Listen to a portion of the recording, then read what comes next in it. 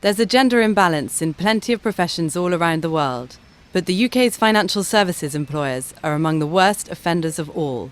New FT data shows that across the City of London, only 1 in 5 senior positions are held by women. Despite huge focus and genuine desire by employers to improve the situation, little has changed in a decade. It's a touchy topic.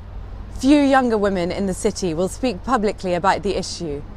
But many people are increasingly worried that efforts to improve the status of women in the city are hitting a brick wall.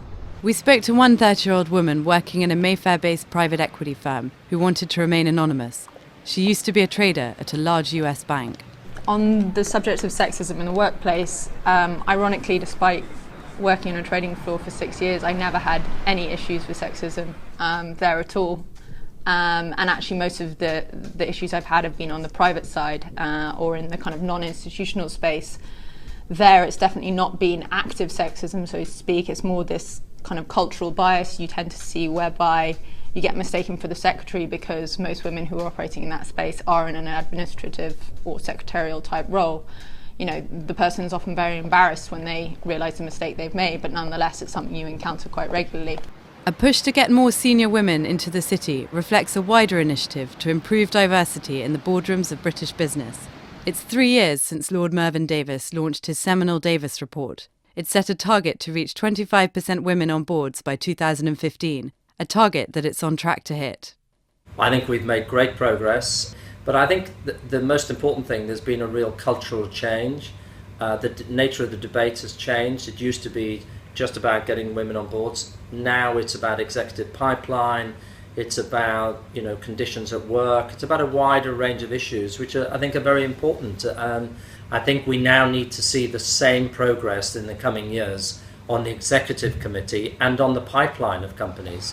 Many reformers believe that pipeline begins at school, both through giving girls the right education and providing links to the city.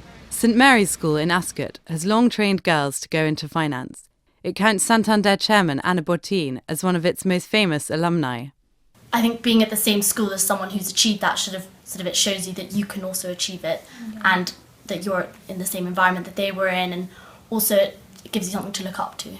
I think also support that, they give you advice of their journey there, and then you think, well, you know what, I can do it. I've been through the same education. We have reunions at the school, and that's a way of bringing our alumni back to school with actually the intention that they will get to know the school and perhaps give a little back in terms of internships or work experience or careers advice to our girls. A lack of role models is just one of many complex reasons affecting the pipeline of women into top city jobs. But most experts agree that a danger zone is around the age of 30 to 40, a time when lots of women are having children. While many city employers are trying to make life easier for working parents, Goldman Sachs has gone one step further. It runs a nursery in its Fleet Street offices. I had to come back to work at 5 months, and my son needed me for the feeding because he was allergic to milk and he couldn't use the formula, etc. And I think having that nursery and getting used to other people is very important. Initiatives like this and others across the city could ease the way for more women to stay in high-pressure jobs and progress through the ranks. So far, UK law has avoided introducing mandatory quotas, a controversial practice that divides opinion. The former trader we spoke to, who wished to stay anonymous, says there are pros and cons to quotas. I think if you don't intervene with schemes such as quotas, then you end up facing a lot of the practical problems as a woman of being a minority. So, everything from being mistaken to a PA to how you position yourself on the best deals and projects and networking and in a male-dominated environment. And then if you do intervene with things like quotas, you end up with being promoted or promotions causing you to question whether you are promoted for merit or on quota, which can be very destructive. The will is there, but there's a long way to go. The city still needs to work out how to change the status quo to create a natural critical mass. Campaigners for more women in finance are adamant. This is not just about diversity.